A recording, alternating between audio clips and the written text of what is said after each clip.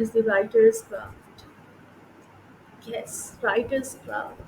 This question put butterflies in our stomach and we feel nervous. Okay, and how do we expect our students to answer it if we as a teachers are being nervous on that? So, in this video, I have shared my tried and tested tips and techniques to ensure that next time you are in your class, you are effortlessly delivering your lesson on it and your students are scoring the full marks. Thank you. So, let me give you a little background on emotions and feelings. The whole time the writer is scripting his text, he wants you to convey the emotions and the feelings. Now, the emotions would be those responses which are physical.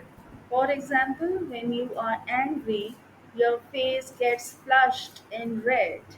When you are nervous, you feel an uneasy feeling in your belly. Or when you are nervous, you have sweaty palms. Or when you are excited, your heartbeat goes up. Feelings, on the other hand, are related to mental activity.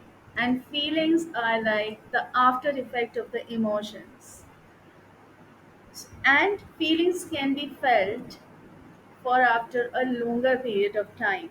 Emotions happen and they just come as a wave and they go away. But the feelings stick. So the writers, by the use of the language, they want you to feel the emotion and interpret the feelings of the character, of the setting, of the atmosphere, and of the theme. So keep these things in the mind that when you are teaching your students a writer's craft, they are very well aware of what is the difference between emotions and feelings because this is what will be asked in the paper. So the next thing is what is imagery? Imagery is the association of sensory details with the object. Now, that object can be noun or pronoun. It can be in the form of character, it can be in the form of setting, it can be in the form of atmosphere. The next thing is that sensory detail will use which parts of speech. They will be using verbs, adverbs, and adjectives mostly. So ask your students to first of all identify the object and then go to identify the sensory details and then tell that which emotion is evoked in them or which emotion is being experienced by the object there.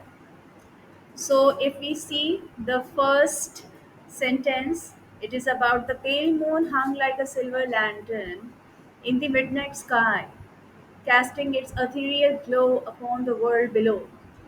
Now, the object here is moon and it is supported by the adjective pale. It's pale, it is hanging, it means it is without any support, okay, like a silver lantern in the midnight. Of course, it is very dark night, that is why the moon is glowing there, and it is casting its ethereal glow upon the world below.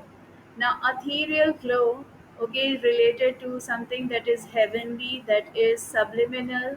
So here, the emotion that moon is conveying is of calm. Only in this particular sentence, the emotion that moon is conveying is calmness, is soothing.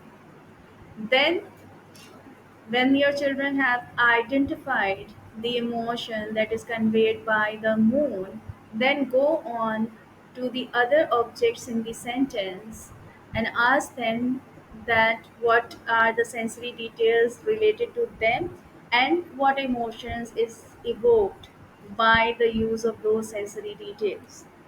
Then in the end you will be asking them to read the entire paragraph, okay, and come up with the most dominant one.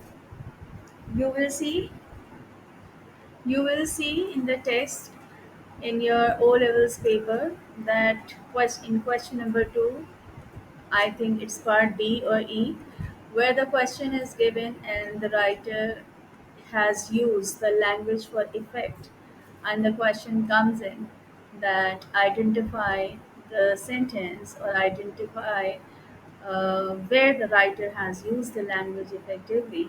So, the use of the language effectively will always be when the emotion or the feeling is conveyed, is created. So, bear in mind that imagery, the understanding of imagery, understanding of emotions and the feelings is very important in this part of writing. Okay, now coming to what I promised with you in the beginning of the video, that I will be sharing my tips and techniques. So, the tips that I give my students, number one, is to read the passage carefully. Take your time to read and understand the passage. Pay attention to the writer's choice of language, the style the writer has adopted, the tone the writer has adopted. The second tip is to always look into five literary devices.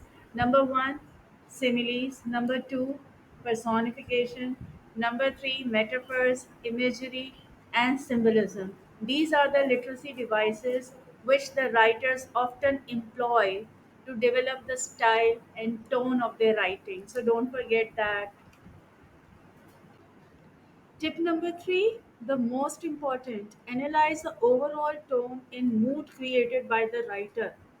Is the mood mysterious? Is it somber? Is it serene? Or is it scary? Look at the writer's choice of the language. It will tell you so much about what effect the writer is trying to convey. You remember the passage we did in earlier in the video about the pale moon hanging low? Yes. What did we actually examine over there?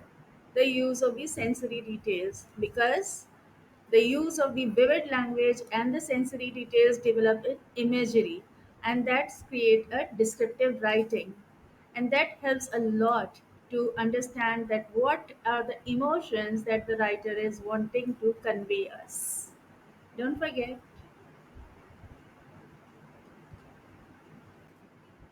And here we come to our last step, that is to analyze the sentence structure. Now, you all know that we have all different sentence structures. We have short sentences, we have long sentences, we have compound and complex sentences. So, which type of sentences the writer is using? What is the impact of these short sentences? Are they creating a dramatic effect? Are they creating a theatrical effect? Are they suddenly making us aware of something that is going to happen? Something that is going to happen that is wrong, that shouldn't be happening, or it is a turn in the story? The writer will always use short sentences to tell you about these things. And when the writer is using the long and flowy sentences, okay, that are for the description and giving you the details. It means that the writer wants to inform you about the things, and then suddenly you will see there is a short sentence, okay, where the writer will grab all your attention on a very suspenseful twist. Expect that the twist is going to happen over there when you come across a short sentence. So these are my tips. You should remember them. They will not be useful to you only in answering the writer's effect question, but whenever you are going to do the descriptive writing or the narrative writing, these are going to be your seasoning on. This will give you, a lot of sprinkling material to beautify your writing or to convey your message effectively. So do that. If you like my video, subscribe my channel, and in the comments you can ask that on one content you want more videos. So I'll be making the videos for you. Okay? But do like and subscribe my channel. Thank you.